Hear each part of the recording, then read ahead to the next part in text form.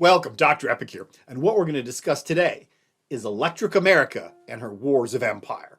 And along the way, we're going to encounter a golden spike, a legendary gunfighter, a Serbian genius. We're going to go inside the murder castle and listen to how Mark Twain wanted to redesign the American flag. We're going to follow that outline right up above my head, so put that in your notes to serve as a framework for the information that is about to follow as we continue to build an answer to this bigger question. There it is.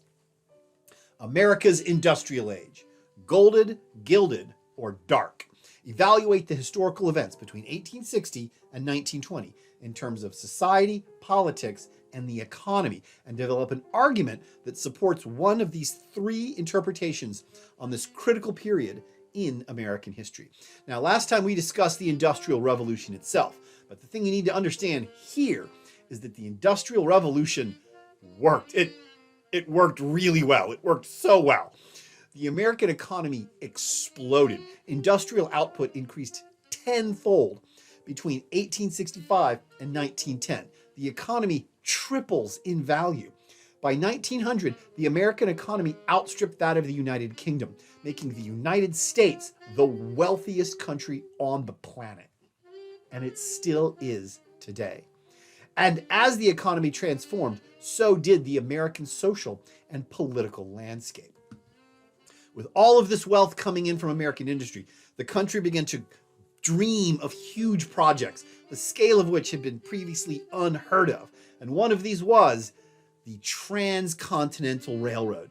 The Transcontinental Railroad was the idea to build a single railroad to go from New York City to San Francisco. And this was completed in 1869. And this was merely part of a massive expansion of a rail network across the entire nation, joining the country together with steam locomotives. This linked the North to the South. It linked the East to the West. Western ranchers and California miners linked to Midwest farmers, and all of the above linked to the big cities of the North and of the East. And the project was finished on May 10th, 1869. The two railroads met at Promontory Point, and to join this huge rail network together, they used a spike of solid gold, and newspapers celebrated the event. The country had been joined together. I mean, it's only like 4 years after the Civil War. But this huge expansion of the rail network connected the entire country together. And this really was an explosive construction of rails. I mean, look at that map on the upper left. That is the entire American transportation network in 1850. Tiny. Here it is 40 years later. This massive expansion of the rail network. You could get on a rail from Dallas and travel and go to Chicago. You could get on a train in New York and go to Atlanta or to San Francisco. You could cross the entire nation using rails. And it wasn't just people that were moving on these trains. It was cattle, it was copper, it was silver, it was denim, it was textiles. It was all of these things joining the country together and linking factories with resources, with customers, to purchasers across the entire country. And as a matter of fact, to keep the factories supplied with raw materials, cotton and wool for the textile mills, or for the steel mills, coal for pretty much everybody, as well as moving food from the countryside to the big cities, this American rail network spread out across the entire country. As a matter of fact, the demand for beef and leather in the big cities of the North and the big cities of the East triggers the first really big economic boom in Texas history. This is the Texas cattle boom, the explosive growth of ranches across central and southern Texas. And in fact, the West, the Wild West that we think of, was really just part of the Industrial Revolution. You know, if you read about cowboys, and cattle drives, where are they driving all that cattle? They're moving it to the railroad, so all these cows can be moved into Chicago to be turned into hamburger and leather. If you read about these miners out west, where's all this gold going that they're panning? It's going to the big cities in the east. Silver from Colorado, copper from Montana and Arizona, corn from Iowa, wheat from Kansas and Nebraska, beef and leather from Texas. All of this is flowing along these railroads to the east, to the north. They are fueling the Industrial Revolution. And here are the famous cattle drives of the Texas cattle boom. They would fatten the cattle in central and southern Texas and then drive them north along these huge trails to the railheads in Kansas, where they would be loaded on trains to feed the big cities of the north and of the east. The Wild West that we think of was really just part of the Industrial Revolution. Winning the West was important for the factories of the East. And all across the West, these boom towns exploded. Someone would discover silver and a huge town would pop up next to it. You would have a huge cattle drive and a town would pop up to feed the drovers and to take care of the cattle. So these boom towns exploded across the Wild West, mining copper, silver, gold, zinc, growing crops, raising cattle. All of this material would be loaded onto these railroads and fed back to the cities and factories of the East. And these boom towns were wild places, like wild places, all right? I mean, they grew too fast for any law and order to catch up to them. And really, the towns were just kind of loosely held together by the kind of loose morals of whoever happened to live there. But the problem is that these towns got lawless very, very quickly, and guns rapidly took over. They discovered silver in southern Arizona, which led to the founding of that town on the upper left, the infamous town of Tombstone. And Tombstone also served as a place where various, cowboy gangs could steal cattle on one side of the US-Mexican border and sell it on the other. So these cowboys would steal cattle from the Americans and sell them in Mexico. They would steal cattle in Mexico and sell them to the Americans. And this inevitably led to shootouts and violence, people being gunned down in the streets, and gunfights at the OK Corral. Here's a picture of some of the gunfighters that were on the streets of Tombstone. And you see that guy second from the left, right over there? That is bloody Wyatt Earp himself, the legendary Kansas lawman involved in the shootouts of Tombstone. I'm gonna have to go watch that movie again. That movie was awesome. But at any rate, as these boom towns popped up all across the West, as huge herds of cattle started to cross the West, as these rail networks spread out, this land became very valuable.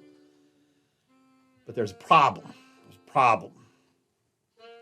There's people that already live on that land. And these are the last free Native Americans. There they are.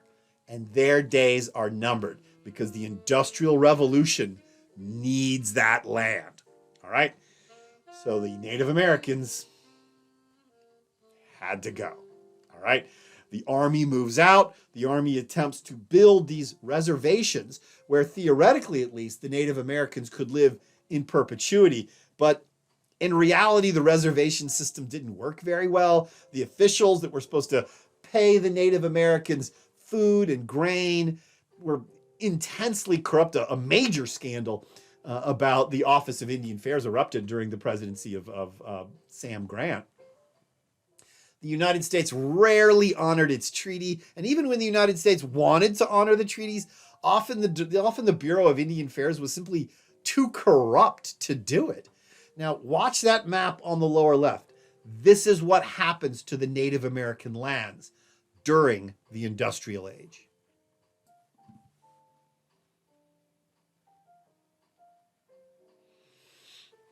Gone.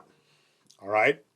And there are lots of these tiny little brush wars as Native Americans resist the outright theft of their own lands. There's Geronimo's War down in Arizona. The Nez Perce resist up in Montana. There's the Great Sioux War of the Dakotas in Montana, where, Sitting Bull and the Sioux Nation destroy the 7th Cavalry. There's the pursuit of the Nez Perce. And by the time we get to the 1880s and 1890s, the last of the Native Americans are confined to these tiny reservations. And then something very unfortunate happens because the Indians weren't supposed to leave their reservations. But there's this religious experience that takes place among the Native Americans, something called the ghost dance. And a group of Sioux Indians are returning from one of these ghost dance ceremonies when they bump into a U.S. Army unit that has been sent to escort them back to the reservation because the Native Americans weren't supposed to leave their tiny little reservation. But the problem is that the soldiers sent to escort the Sioux back to their reservation were the friends and knew a lot of the people that had been killed, when the Sioux had destroyed the 7th Cavalry and Custer's army. And nobody really knows what happened. It's in the middle of winter. Words are exchanged. They demand that the Sioux surrender their guns, and the Sioux are like, we need these guns to go hunting with. And the result is the massacre at Wounded Knee. On December 29th, 1860, the U.S. Army opens fire on a largely unarmed group of Native Americans of the Sioux Nation. Men, women, and children are gunned down in the winter snows. It is a massacre in every sense of the term. The U.S. Army not only uses pistols and rifles, they actually open up on the Sioux, on the largely unarmed Sioux, with these things called Hotchkiss guns. You can see them there on the lower left, and they're basically huge wheeled shotguns. All right? It is brutal. More than 300 Sioux are instantly killed, but the number is probably much higher because you see, as soon as the massacre erupted, it's December 29th. It's the middle of winter. The Sioux fled the massacre into the huge snows of the land around the area. And while 300 were killed, in the fighting, probably many, many more froze to death trying to flee from the massacre at Wounded Knee. The massacre at Wounded Knee marks the final end of the free Native American peoples of the United States. The Industrial Revolution needed that land, and it got it. Everything was now tied together through rails and trains, and everything was being loaded onto trains and moved to the cities back east. But in those cities back east, something very, very interesting was happening. The mood was positively electric. Someone had invented something called a dynamo electric machine.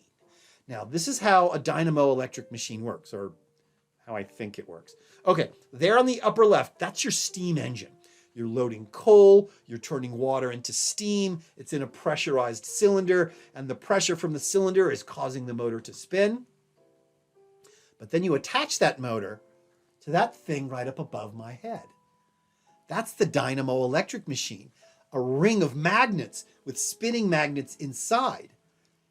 And from this dynamo comes an electric current. And from that electric current, you can hook it up to lots of different things.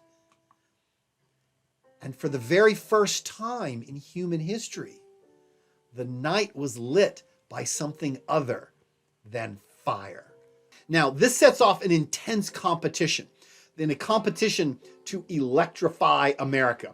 Now, historians have dubbed this competition the Current War, that pitted George Westinghouse and his alternating current against Thomas Edison and his direct current.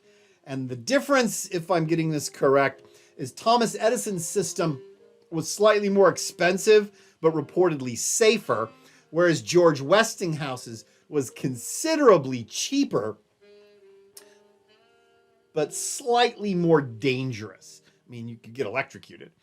And ultimately, the Wizard of Menlo Park, Thomas Edison, was pulling ahead in the current war against George Westinghouse.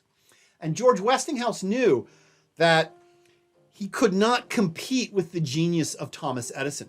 George Westinghouse was an excellent engineer and a very good businessman, but he was not Thomas Edison. He just didn't have the engineering skill to do it.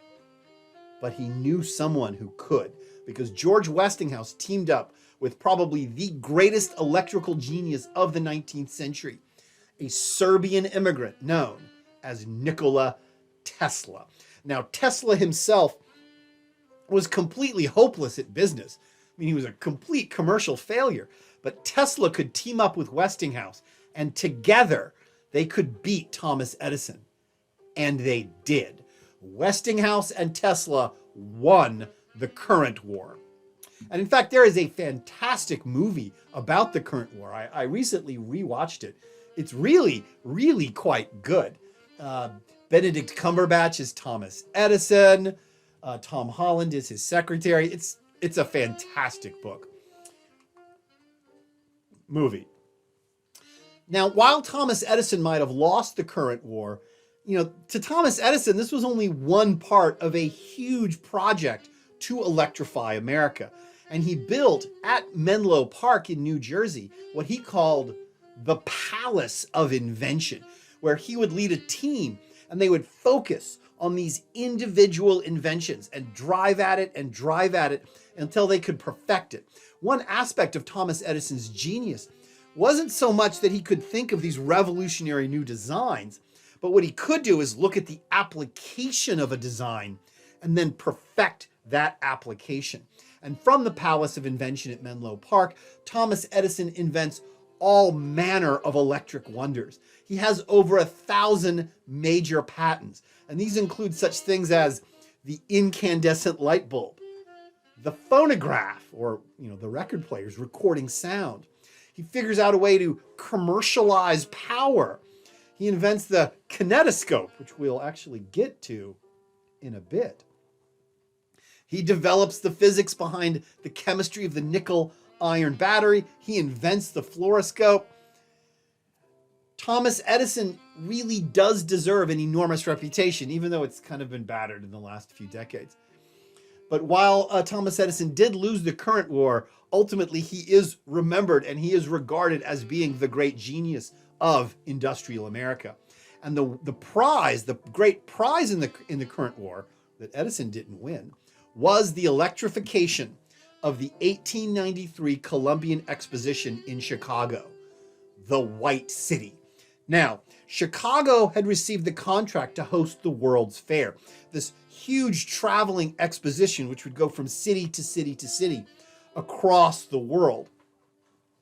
And the last time a major exposition had been held, it was in Paris. And to celebrate the arrival of the exposition in Paris, France had constructed a great tower of iron, the Eiffel Tower.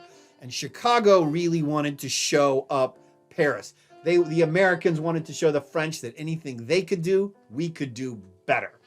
And the result was the Great White City of the 1893 Columbian Exposition, to be lit entirely by Westinghouse and Tesla's electric light.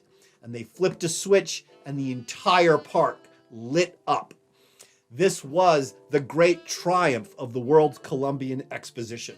People from all over the world attended, strolled under huge lamps, all powered by Tesla alternating current generators. The Tesla's design powered the entire fair.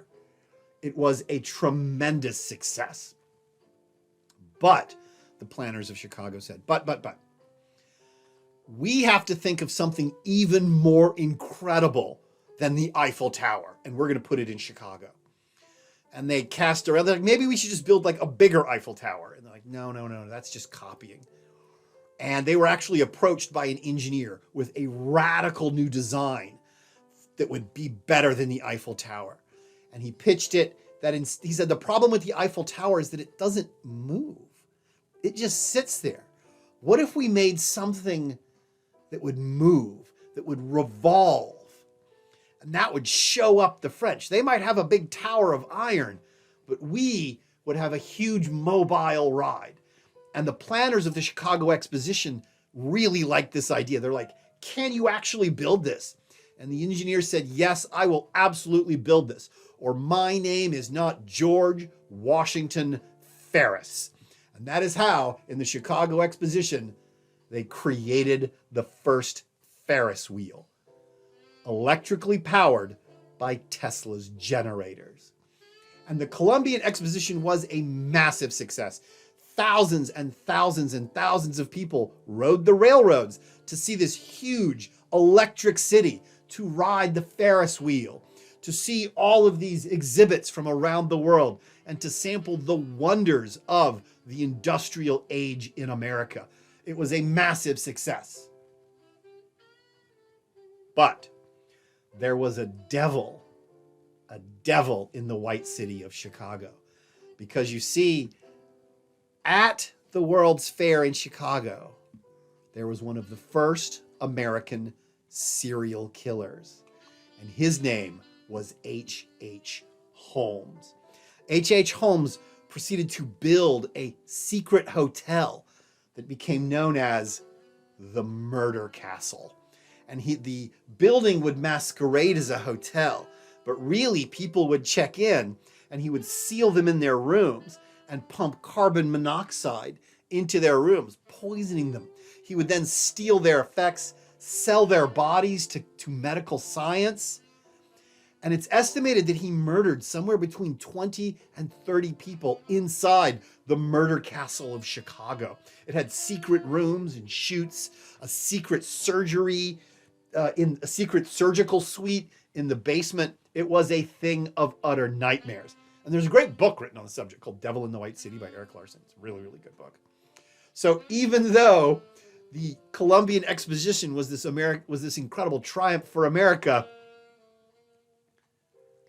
there was a little horror in the work. Now, all of this economic power in the United States began to translate into something other than great accomplishments or huge electric cities. It began to translate into direct military and political power. People began to think of the United States as a great power of the world. We're not this little rural nation in North America. We are the equal of the United Kingdom. We are the equal of France. We are the equal of any of these great powers of the world. And at this time, a fellow called Alfred Mahan, Admiral Alfred Mahan, writes one of the most influential books in American history. And that book is called The Influence of Sea Power Upon History. It is a history book. And one of the things that Mahan argues in this history book, well, he argues two things. He argues, one, that powerful navies decide a nation's future. If you do not have a powerful navy, you do not have a future. And two, that the United States cannot be a great power without a huge fleet and a trans-American canal connecting the Atlantic to the Pacific Ocean. And Mahan's book hits America like Nikola Tesla's electricity. Mahan's book spurred an enormous shipbuilding program in the United States, as the United States Navy, which had basically been long neglected since the Civil War, underwent a fundamental reorganization into a true first-class blue water naval force. And this is why Alfred Mahan is generally seen as the godfather of the United States Navy. And the U.S. Navy goes from 50 ships. There's only 50 ships in the entire U.S. Navy before Alfred Mahan. And only 14 of those are iron ships. And most of those are left over from like the Civil War. By the time this shipbuilding surge is done, there are over 100 ships in the United States Navy with 9 top-of-the-line battleships. And the United States becomes enormously proud of this new Navy. In fact, you can see that in the paint scheme. There's one of those battleships, the USS Maine, although some people call it an armored cruiser.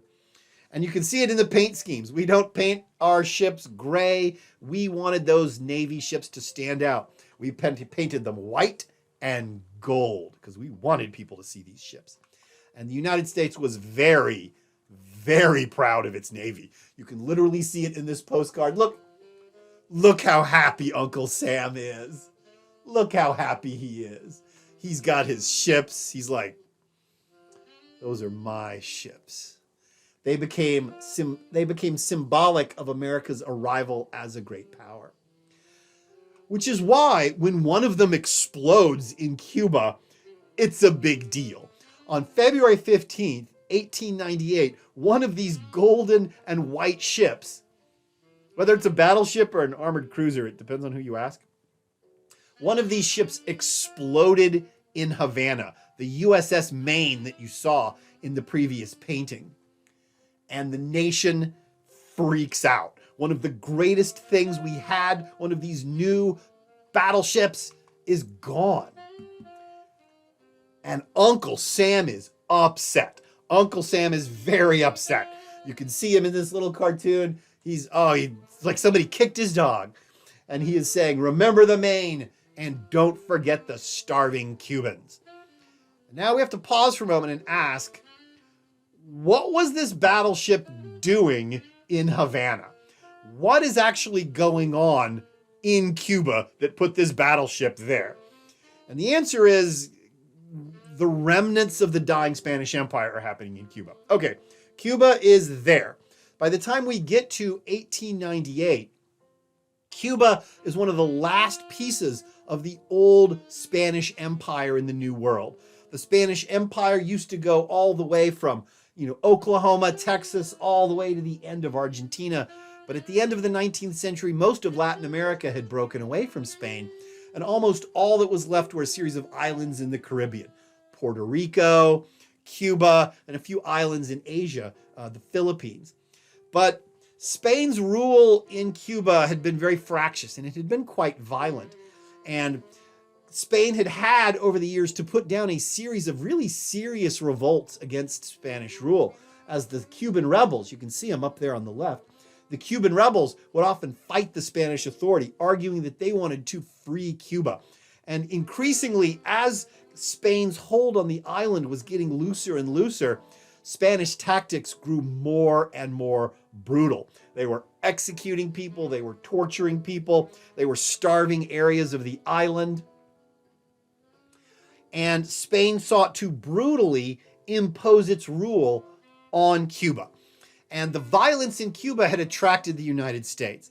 And the United States told Spain, they're like, look, we do not like the level of brutality that you're using to suppress these rebels down in Cuba. And we want to guard our interests. So we're going to send a battleship to Havana to just keep an eye on what you guys are doing. Because you understand, America is a great power now. We're no longer anyone to be pushed around by the Empire of Spain. And fueling rumors of the bloody treatment of Spain in Cuba is the yellow journalism of the day, the fake news of the late 19th century. And this fake news is fueled by two owners of newspapers, William Randolph Hearst, who owns the New York Journal, and Joseph Pulitzer, who owns the New York World. In fact, those cartoons are making fun of them. And they're publishing cartoons like the one right up above my little yellow box. That brute is Spain. He's savage. He's brutal. Oh, look, he stabbed all those cartoon people. And this ape-like Spaniard, he is standing on the grave of the sailors of the Maine who were murdered. Everyone begins to think it was the Spanish that blew up the battleship. And Hearst and Pulitzer began to publish story after story. The Maine explosion caused by either bomb or torpedo. And they even had pictures drawn showing the evil Spanish blowing up our nice new battleship. There's New York Journal right up above me, and it says unequivocally, we have got to fight. Senate, in defense of its foreign committee, must declare war on Spain. And people began to eat this up. People were like, how dare these murderous Spaniards are killing people in Cuba. They blew up, or they sank our battleship, man. And the public pressure caused by these newspapers became too great. And William McKinley, the imperial president, declares war on April 21st, 1898. This becomes the Spanish-American War. And the Spanish-American War is fought really in two areas. On the other side of the planet, we have the naval attack on the Philippine Islands, in which Commodore takes an American fleet into Manila Bay and fights, that's what you see on the upper left, the Battle of Manila Bay, and absolutely outclasses and absolutely smashes this Spanish fleet in Manila and seizes the Philippines for the United States. The other theater of war is Cuba itself. The American Navy goes to the south and blockades the islands of the Caribbean. Spain, having had their Pacific fleet completely annihilated, doesn't even try to break through this blockade, but instead they just tell their forces in Cuba to dig in. Right over there, the undefended island of Puerto Rico surrenders. And this is when Puerto Rico joins the United States. But Cuba, the Spanish are going to fight in Cuba. And they decide to put their army in the south. An American army lands in southern Cuba. And at a series of fights, a series of battles around the city of Santiago, the Americans utterly and completely smash the Spanish army, led by the former police commissioner of New York City. That's him right up above me, Theodore Roosevelt. The entire war starts in April and it ends in the middle of August. It's like only 16 weeks long. The Spanish are hopelessly outclassed. Now, the thing is that the flagship of the Battle of Manila Bay, the flagship, the USS Olympia, it's still around. It's one of these museum ships that's just been around forever, and it is a fantastic artifact. I believe it's docked in Philadelphia. You can actually go there today and walk on the deck, of this almost 130-year-old battleship that won the Battle of Manila Bay and fought in the Spanish-American War. It's incredible. And they've even got the old paint style of the gold and white paint style of the 19th century. And America triumphs. And in the words, it was a splendid little war. Uncle Sam has saved Cuba. Look at the cartoon. He's taken the flag and he's draped it around the Cuban maiden who is like, my hero. Oh, and look at the evil skulking Spanish people in the distance. We've saved Cuba. And the victory in the Spanish-American War just excites a wave of nationalism and patriotism across the United States, the like of which hadn't been seen in 80 years. Not since the War of 1812 has there been this much patriotism and this much nationalism in the United States. People buy flags. You see, it's the USS Maine is on the flag. People buy postcards with the flag. There's the charge up San Juan Hill, where they defeated the Spanish army at Santiago. There they are, little boys waving the American flag. The entire country comes together in a huge demonstration of patriotism. So much patriotism. There's so much patriotism. The victorious army comes back to the United States. They march in parade. People throw them flowers. People hug and kiss them. Their whole songs are written. Our triumphant banner. That's the song right up ahead. And the most famous of these returning veterans is the war hero himself, Theodore Roosevelt. Theodore Roosevelt, who actually did do an incredible military action. He was the leader of the Rough Riders in the Cuban action. They were pinned down at the bottom of this thing called, I think, Kettle Hill, which is part of the San Juan Hills. And Theodore Roosevelt gets off his horse, rallies his men, and literally they charge up this hill into gunfire. And this is the key action that wins the battles around Santiago. And this is where Teddy Roosevelt wins his Congressional Medal of Honor. He comes back to the United States, famous war hero. So much patriotism. Look at that cartoon. Oh my goodness. Look at that cartoon right up above me. There it is. Cartoon Theodore Roosevelt with a pistol in one hand and the flag in the other, charging up San Juan Hill. Look, the Spanish soldiers, they're tiny little midgets. They're at his feet. They barely come up to his ankles. That is our war hero. Oh my goodness. Women dress in the flag. She's got a battleship for a hat. Her hat is a battleship. That is patriotism. Oh my goodness, so much patriotism. Everybody's got flags. Everybody's happy. We are truly a great power. There's a woman in beautiful clothing waving a huge American flag, and behind her, those battleships that we're so proud of. Look at those awesome ships. the nation's pride. And along with this huge wave of patriotism comes a really interesting subgenre of art, something called handshake art. Because I want you to look at that photograph on the left.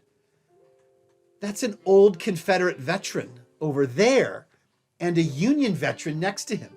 And they're shaking hands. And behind them, a dancing princess labeled Cuba. Right up above me, there's more handshakes. An old Confederate shaking hands with his grandson, and an old Union veteran shaking hands with his grandson, because it's the same grandson. One of the things that comes out of the Spanish-American War is that it goes a long way to healing the scars left over from the American Civil War. These old Confederates and these old Union guys can get together, and together they can be Americans together because they've won the Spanish-American War, and all that ugliness of the Civil War is behind us now. Handshake art symbolizes the coming together of the North and the South, and people paving over and trying to forget and trying to heal the scars left over from the Civil War. And it's pretty funny because actually the grandsons of Confederates and the grandson of Unions served together in the army that went to Cuba. They actually did. Now, this is what happens after the war. Cuba is made into a protectorate. Cuba's like, we want our freedom, and the Americans are like, all right, we will give you your freedom in Cuba, but it's going to be a negotiated freedom. Like, Cuba has the right to be free, but they have to do a couple things. They have to consult us in terms of foreign policy, and they have to give us a city. We actually forced Cuba to give us a tiny chunk of their own country, an area of land around a bay called Guantanamo Bay, which we still control to this day. Now, Puerto Rico isn't given a choice. You are now a territory of the United States. An island in the Pacific, Guam, we just tell them too, you are also an island of the United States. You're a territory now. And then you have the Philippines. And the Philippines come to the Americans and they're like, congratulations, thank you. We have been freed from the Spanish yoke. And now we are going to be our own country now. The Republic of the Philippines. And the Americans go, no, I don't think we're going to do that. I think we're going to make you a territory of the United States. This was, as they say, a bad idea. Look at that cartoon right up above my head. The waiter is, of course, William McKinley himself, and he is literally serving Uncle Sam the spoils of war from the Spanish-American War. And this is one of the ironies of the Spanish-American War. We go to war to destroy the Spanish Empire, but after we won, we kind of want an empire of our own. And people mock this. There is a cartoon on the left that shows this like some sort of like comedic opera. It's not real. The Spanish really weren't that bad of villains. Cuba really isn't this damsel in distress. It's like a people who live on an island. They have their own things. But the Philippine question gets to be more and more pressing because the Filipinos do not want to be a territory of the United States. And the Filipinos turn to the Americans and say, look, we will fight for our independence. Give it to us, even in terms of a protectorate like you did with Cuba. It's not fair that you're giving Cuba their own country, but you're making the Philippines a territory.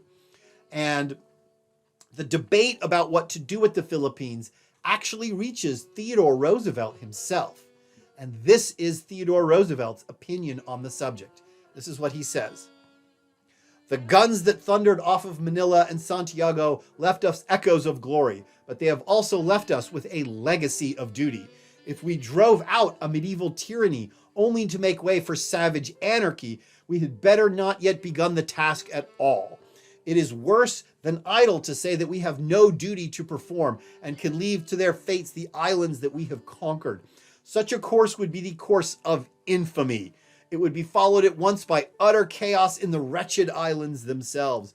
Some stronger, manlier power would have to step in and do the work, and we would have shown ourselves weaklings, unable to carry to successful completion the labors that the great and high-spirited nations are eager to undertake. Basically, Theodore Roosevelt says it is our duty to occupy the Philippines by force because the Filipinos are incapable of ruling themselves. And without American help, the entire nation will dissolve into anarchy and chaos and will besmear the honor of the United States, which has won this great victory against the evil Spanish Empire. The Filipinos are unconvinced and go to war. They attack the Americans in the Philippines. And the result is a very, very ugly conflict. For the next 3 years, the American army is bogged down into this ugly guerrilla warfare with the Filipinos. They fight back and forth. They don't take prisoners. They capture, torture, and murder American soldiers. The American soldiers, when they seize the Filipino rebels, just line them up against the walls and shoot them. It is as ugly a war as has ever been fought in American history. Neither side gives or takes prisoners. Neither side gives any mercy. The American soldiers shoot on sight, and the American soldiers begin a process of ugly ethnic cleansing and genocide against the Filipino people. It is an ugly fight. More than 4,200 American soldiers are killed in the Philippine War, and more than 20,000, at least 20,000 Filipino rebels are shot as well. Most of them just executed outright, and huge piles of skulls are found all over the islands. We have no idea how many Filipino civilians were killed in the ugly 3-year fighting that took place in the Philippines. But the numbers are not small. The numbers range between 100,000 and 250,000 Filipino civilians shot by American soldiers over a 3-year period as the Americans brutally attempt to subdue the Filipino nation. And even then, nobody really wins the Philippines War. It just kind of ends, all right? The Filipino generals are captured. Some of them are executed. Most of the Filipino forces are defeated, but the really hardcore rebels retreat into the mountains where the Americans can't reach them. And eventually it comes to this kind of negotiated settlement where the Philippines become a territory of the United States, but it's a provisional agreement, and the Filipinos will get to decide in 10 to 20 years whether they want to continue to be a territory or break away and be their own country. And there's a lot of animosity between the Filipinos and the Americans, and it lasts for decades as the Filipinos curse the Americans who liberated them from the Spanish. And the brutality of the American army in the Philippines sparks a response from none other than Mark Twain himself. And this is Mark Twain's opinion on the Philippines War. We have robbed a trusting friend of his land and his liberty. The trusting friend is the Filipinos. We have robbed a trusting friend of his land and his liberty. We have invited clean young men to shoulder a discredited musket and do a bandit's work under a flag which bandits have been accustomed to fear, not to follow. We have debauched America's honor and blackened her face before the world. And as a flag for the new Philippine province, it is easily managed. We can have a special one. Our states do it. We can just have our usual flag with the white stripes painted black and the stars replaced by the skull and crossbones. And that, after the Filipino War, that is what Mark Twain said the American flag has become. And hopefully you have gathered together enough information so that you have a really good idea. You have an answer forming to our question, America's industrial age, golden, gilded, or dark? And we're moving towards a conclusion to this question. But we'll conclude next time, and I will see you there.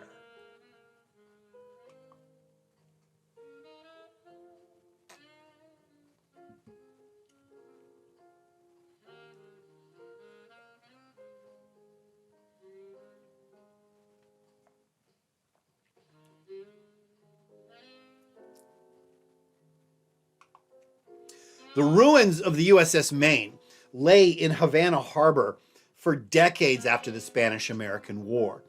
The top of the ruined battleship poking out over the water. And around 1911 or 1914, they decided to actually salvage the ruin of the USS Maine. So they built a cofferdam around the whole thing. And you can see, the submerged ruin of the battleship Maine, right there. And people were able to intensively study the battleship and look at what actually happened. And the parts of the battleship were salvaged and different parts sent to different parts of the United States.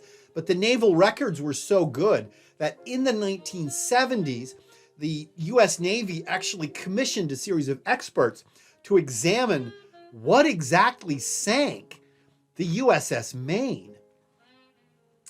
And their conclusions were that the way that the metal was twisted meant that the explosion didn't come from the outside in, like you would expect from a bomb or a torpedo, but rather the steel of the Maine was built curving out. It was curved out, which meant the explosion started inside the battleship. And in fact, it started inside the coal bunker. And it turns out that the Navy, just before the USS Maine had sailed to Cuba, had changed the type of coal it used in its battleship. It wanted a much more volatile, hot-burning coal. The type of coal that should not have been stored in the type of enclosed coal bunker that the Maine used. In other words, it was an accident the whole time. The Spanish didn't destroy the USS Maine. It was just a huge, beautiful ship in the wrong place at the wrong time.